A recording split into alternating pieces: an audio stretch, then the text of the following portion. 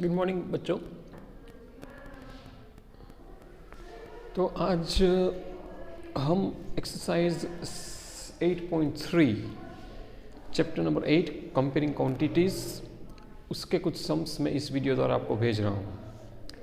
तो ये आखिरी चैप्टर रहेगा आखिरी एक्सरसाइज रहेगी इस चैप्टर का कंपेयरिंग क्वांटिटीज़ का। तो उसके कुछ इंपॉर्टेंट सम्स मैं आपको भेज रहा हूँ। इस वीडियो को अच्छी तरह से समझ लेना, ध्यान से देख लेना ताकि आपको वो सम्स आ जाए। बेसिकली ये सम्स में 3 प्रकार के सम्स है कि हमें लोअर ग्रेड्स में ये तो सीख लिया था कि प्रॉफिट या लॉस कैसे फाइंड करते हैं, राइट। अगर कॉस्ट प्राइस सेलिंग प्राइस दी गई है और अगर सेलिंग प्राइस कॉस्ट प्राइस से ज़्यादा है तो प्रॉफिट होता है, और अगर कॉस्ट प्राइस ज़्यादा होता है सेलिंग प्राइस से तो लॉस होता है। वो तो हमने पहले 5th स्टैंडर्ड में सीख लिया था, 5th स्टैंडर्ड में सीख लिया था शायद आपने। अब हमें ये कैलकुलेट करना है कि प्रॉफिट या लॉस जितना भी हुआ उसके परसेंटेज कितने। तो इस चैप्टर में हमें प्रॉफिट परसेंटेज कैसे फाइंड करना है वो सीखना है, या तो फिर लॉस हुआ तो लॉस कितना परसेंट लॉस हुआ, मतलब प्रॉफिट परसेंटेज लॉस परसेंटेज वो फाइंड करना है। फिर एक प्रॉब्लम सम्स है जिसके अंदर प्रॉफिट परसेंट कैसे निकालते हैं, प्रॉफिट परसेंट दिया हो उसमें से सेलिंग प्राइस कैसे निकालते हैं, वो एक प्रकार का सम है। और तीसरा है हमारा इंटरेस्ट वाला, कि जो बैंक वगैरह में जब आप पैसे डालते हो तो किस प्रकार इंटरेस्ट कैलकुलेट होता है और किस प्रकार आपने जो इन्वेस्ट पैसा किया है उसका इंटरेस्ट के साथ कितना पैसा वापस आपको मिलता है, दैट इज़ कॉल्ड इंटरेस्ट। तो कैलकुलेशन ऑफ इंटरेस्ट, ये 3 बेसिक सम सीखने हैं। तो आइए बच्चों हम कुछ सम्स के 8.3 एक्सरसाइज के आपके एनसीईआरटी टेक्स्ट बुक में चैप्टर नंबर 8 कंपेयरिंग क्वांटिटीज से, ठीक है। तो सम नंबर क्वेश्चन नंबर 1 का ही सम नंबर 1 है। कॉस्ट प्राइस दिया है 250 रुपीज़, सेलिंग प्राइस दिया है 325 रुपीज़। अगर ये दो चीज़ दी गई है तो सीधे आपकी नज़र जानी चाहिए कौन सा बड़ा वाला है, कॉस्ट प्राइस या सेलिंग प्राइस। तो यहाँ पे सेलिंग प्राइस बड़ा है जो 325 रुपीज़। अगर सेलिंग प्राइस बड़ा है तो डेफिनेटली प्रॉफिट है, तो SP is greater than CP मैंने लिखा है, देखो। तो प्रॉफिट कितना कि 325 में से 250, मतलब SP minus CP, cost selling price में से कॉस्ट प्राइस निकाल दो, मतलब 325 में से 250 निकाल दो तो आपको प्रॉफिट मिल जाएगा। तो प्रॉफिट हुआ 75 रुपीज़। ओके, ये तो आपने सीख लिया था पहले भी, ये कोई नई बात नहीं है। लेकिन अब परसेंटेज निकालना सीखना है कि जो भी प्रॉफिट या लॉस हुआ उसके परसेंटेज कितने, what is the percentage of profit और लॉस। तो यहाँ पे उसकी एक फिक्स फॉर्मूला है कि अगर आपको परसेंटेज निकालना है तो 100 मल्टीप्लाई बाय प्रॉफिट या लॉस जो भी हुआ है वो डिवाइडेड बाय कॉस्ट प्राइस। तो परसेंटेज जब निकालना हो प्रॉफिट का या लॉस का तो हमेशा कॉस्ट प्राइस पर रहेगा, सेलिंग प्राइस पर नहीं, याद रहे बच्चों, वरना ये टोटली रॉन्ग होगा अगर आप सेलिंग प्राइस लेते हो तो। इसलिए हमेशा कॉस्ट प्राइस पर ही अपने प्रॉफिट परसेंटेज या प्रॉफिट लॉस निकालना, ठीक है।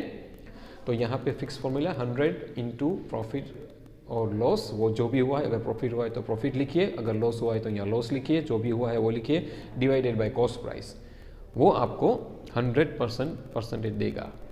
अब यहाँ का हम लेते हैं तो देखो फॉर्मूला के हिसाब से 250 जब कॉस्ट प्राइस थी तो 75 रुपीज़ मिला। ये मैंने क्रॉस मल्टीप्लिकेशन के मेथड से किया है। देखो ऊपर लिखा है कॉस्ट प्राइस, यहाँ लिखा है प्रॉफिट। तो जब मेरा 250 रुपीज़ कॉस्ट प्राइस था तो मुझे 75 रुपीज़ का प्रॉफिट हुआ। तो जब मेरा 100 कॉस्ट प्राइस होगा तो मुझे कितना प्रॉफिट होगा। तो 100, ये आपका 100 मल्टीप्लाई बाय प्रॉफिट यहाँ हुआ है तो मैंने प्रॉफिट लिखा, divided by cost price 250, 0 cut, 25 3 75, बचा क्या 10 and 3, 10 3 30, तो 30% प्रॉफिट हुआ। दैट मीन्स ये 75 रुपीज़ मुझे मिला, वो मेरा 30% प्रॉफिट है, ठीक है बच्चों। तो इस तरह से आप प्रॉफिट या लॉस के परसेंटेज कैलकुलेट कर सकते हो। लॉस में कुछ नहीं है, प्रॉफिट हुआ है तो प्रॉफिट लिखिए, अगर यहाँ लॉस हुआ है तो प्रॉफिट की जगह लॉस डाल दीजिए, बाकी सब कुछ सेम रहेगा, तो लॉस परसेंटेज मिल जाएगा, ठीक है। ओके, अब एक क्वेश्चन नंबर 5 में जो प्रॉब्लम सम है कि भाई एक सेलर था, उसने टीवी बेचा, उसको टीवी का कॉस्ट प्राइस 10,000, मतलब उसने फैक्ट्री से टीवी लेके आया था बेचने के लिए, तो उसको 10,000 रुपीज़ में मिला। वो क्या करता है कि वो टीवी के ऊपर 20% अपना हिस्सा या अपना प्रॉफिट परसेंटेज 20% ऐड करके बेचता है। तो कितने में बेचा होगा वो हमें जानना है। तो अब क्या होगा कि लिखिए यहाँ पे आपको जिस तरह से स्टेटमेंट भी लिखना बहुत ज़रूरी होता है। Cost price of TV 10,000, profit percentage 20, तो how much money seller will get for it, मतलब how much money seller will get मतलब सेलिंग प्राइस क्या होगी। इनडायरेक्टली तो वही पूछते हैं लेकिन अलग शब्दों में लिखा है। तो सबसे पहले आप क्या करेंगे कि कितना मुनाफा हुआ है ना परसेंटेज से, वो एग्जैक्ट अमाउंट निकाल देंगे। तो 10,000 मल्टीप्लाई बाई 20/100, क्योंकि 20% था, परसेंट होता है मतलब हमेशा 100, तो 10,000 को 20/100 से मल्टीप्लाई कीजिए, 000 से उठ गया, 100 इंटू 20 2,000, हाँ 2,000 रुपीज़ उसको प्रॉफिट हुआ। अब ये जो 2,000 रुपीज़ प्रॉफिट हुआ है वो आप कॉस्ट प्राइस में ऐड कर दीजिए। मतलब अगर आपको प्रॉफिट चाहिए या सेलिंग प्राइस चाहिए तो सेलिंग प्राइस मतलब कॉस्ट प्राइस प्लस प्रॉफिट। तो यहाँ कॉस्ट प्राइस है 10,000, प्रॉफिट है 2,000, तो 10,000 प्लस 2,000 12,000, तो seller will get 12,000 as his money for selling the TV. That means in other words, if I say very simple, the selling price of this TV will be rupees 12,000। बहुत ही आसान, okay. अब तीसरा एक question है यहाँ पे कि simple interest निकालना, how to calculate simple interest on the given amount.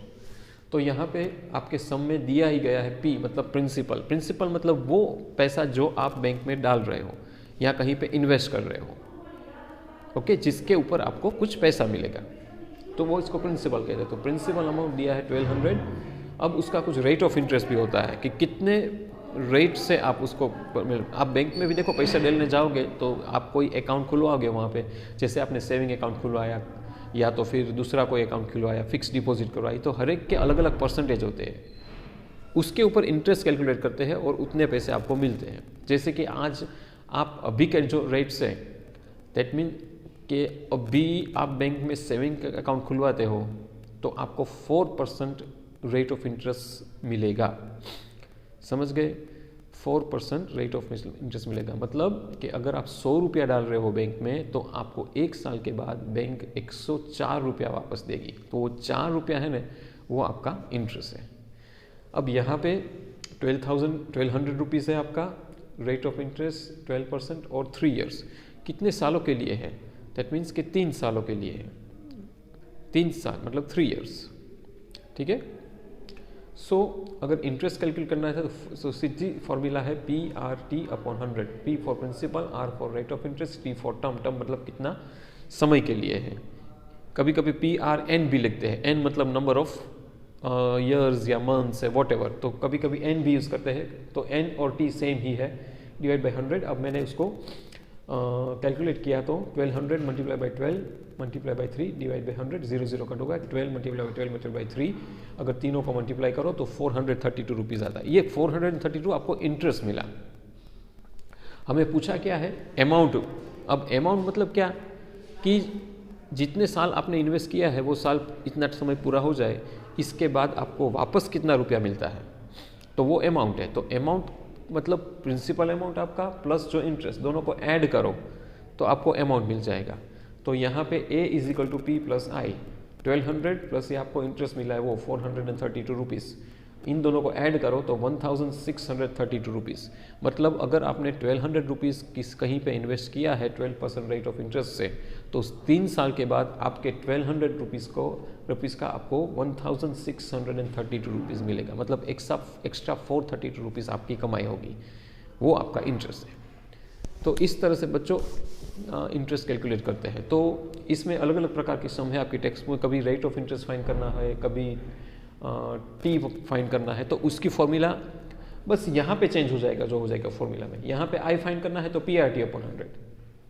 फिर मैंने इंट्रोडक्शन पार्ट के वीडियो में भेजा है आपको कि अगर R फाइंड करना है तो I × 100/PT हो जाएगा, अगर T फाइंड करना है तो I × 100/PR हो जाएगा। वो फॉर्मूला मैंने लिखवाई थी। तो जब भी आपको बाकी के सम इस चैप्टर के करने हैं, क्वेश्चन नंबर 9 के बाद के कुछ सम्स है जिसमें आपको टाइम और रेट फाइंड करना है, तो वो फॉर्मूला लगा दीजिए तो वो मिल जाएगा। इन शॉर्ट फॉर्मूला से ही सब कुछ है। तो अगर फॉर्मूला अच्छे से याद है तो आप कैलकुलेट कर सकते हो, रेट ऑफ इंटरेस्ट भी कर सकते हो, इंटरेस्ट भी कर सकते हो, टाइम पीरियड भी कर सकते हो, कुछ भी कर सकते हो, प्रिंसिपल भी कैलकुलेट कर सकते हो। तो आई होप कि आपको ये समझ में आया होगा होमवर्क में 8.3। एक इनफैक्ट आज ये चैप्टर भी पूरा हो रहा है आपका, तो पूरा चैप्टर जो जितने भी एक्सरसाइज मैंने करवाई है, सम्स के वीडियोस भेजे हैं, वो सारे सम्स नोट डाउन कर लीजिए एज अ होमवर्क और नोटबुक को कंप्लीट रखिए। और कोई डाउट हो तो ग्रुप में ज़रूर भेजिएगा। Thank you very much for listening me.